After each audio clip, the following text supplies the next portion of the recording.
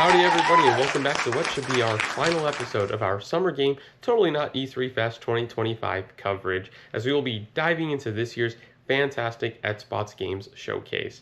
Xbox continues to deliver what I believe are usually the best shows during this season, so let's not waste any more time and get straight to our recap of all the announcements. The show opened up with a trailer for The Outer Worlds 2, which is releasing on October 29th, but since that was the big deep dive game, we'll touch more on that later. Following that, we got our first look at High on Life 2, a sequel to the first game, of course, which is set for winter 2025. Then, Focus and Asobo Studio showed up with the announcement of Resonance, A Plague Tale Legacy, a prequel to A Plague's Tale set 15 years before the original game. Players will be playing as Sophia and see the shift between the Middle Ages and ancient Minoa. Resonance is currently slated for a 2026 release, and I can't wait to play it. Xbox then took a moment away from the games to announce the Rogue Xbox Ally X, a collaboration with Rogue that transforms their previously released Ally into an Xbox machine that will launch straight into the Xbox app while still supporting other launchers. Not an official release date for this one yet, but it looks like it's going to release in the winter, and it does offer a look at what the future of Xbox may end up looking like. Getting back to the games, we received a new trailer for The Blood of Dawnwalker, a vampire action game from a brand new studio, followed by the reveal of Super Meat Boy 3D, the next game in the Super Meat Boy franchise. The platforming looks like it's been taken to a whole new level, and I cannot wait to die a couple thousand times. Talking about dying, we received a brand new look at Ninja Gaiden 4, and Team Ninja is seriously building something amazing, and we now know when it will be releasing, which is October 21st. That was then followed by a trailer for Indiana Jones and the Great Circles DLC The Order of Giants, which will continue the game's adventure on September 4th. Game Freak, the team behind Pokemon, showed up with Beast of Reincarnation. The game is an action RPG more in line with games like Black Myth Wukong and Stellar Blade, and it looks like it's definitely a departure from their usual affair. The game has a release window of 2026.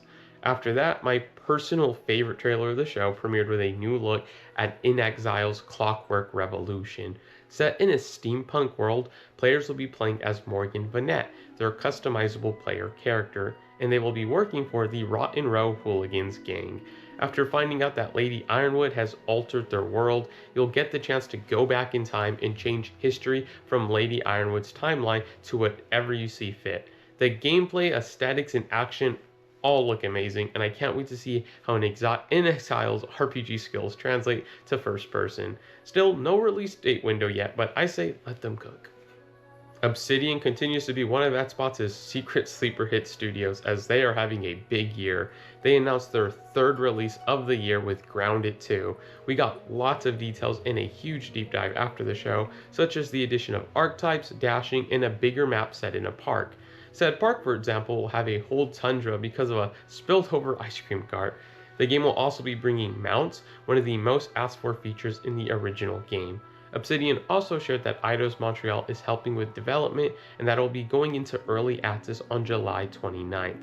That trailer was followed by a look at Bloober Team's Chronos: The New Dawn, which is looking like a great blend of Dead Space and Silent Hill. Coming this fall, some updates on the Elder Scrolls Online, and Aphelion, a new space game from Dontnod made in collaboration with the European Space Agency, coming in 2026. We also learned of the Heavenly Spire expansion coming to Age of Mythology Retold this fall. One of my highlights of the show was easily There Are No Ghosts at the Grand, which besides its great music, looks to be a game combining the house cleaning genre with the mystery puzzle genre, and this is definitely one of those niche games, but I fall right into that niche, so I can't wait to play it in 2026. Another highlight after that was the reveal of Mudang 2 Hearts from EVR Studios. It looks like a full-blown action movie come to life, but what really sells me on this one is Xbox's post about it on social media, which simply says, "Who said a K-pop star couldn't be the key to ending a civil war?" 100% going to be there on day one in 2026. We then saw the reveal of Planet of Lana 2 Children of the Leaf, learned that Fallout 76's Gone Fishing update is available right now, and the reveal of Solo Leveling Arise Overdrive, a game based off the hit anime coming this fall. One of the weirder reveals of the show was Animo. It seems players will be exploring this fluffy world with lots of Pokemon-like creatures that you can, and I'm gonna be honest, this is me completely guessing from the trailer, allow you to capture and transform into and then fight other creatures that will then hopefully let you play as, then proceed to do that all over again. Very cool, Paw Print Studios. Can't wait to play it. Following that, we had a big one. After weeks of rumors and leaks, Atlas officially revealed the Persona 4 remake with Persona 4 Revival. We didn't get much, but what we do see is looking absolutely amazing, and it's going to be great to have all the Persona games, and I say all, I mean 3, 4, 5, in line with 5. The team did announce that the team is actively preparing for the future of Persona as a studio, so I guess we're getting one more remake with 4, and then maybe we'll move on to 6. Skybound Entertainment revealed Invincible Versus, which is a 3v3 tag fighting game set in the Invincible universe. The combos look pretty sick here, and the game is currently set for a 2026 release.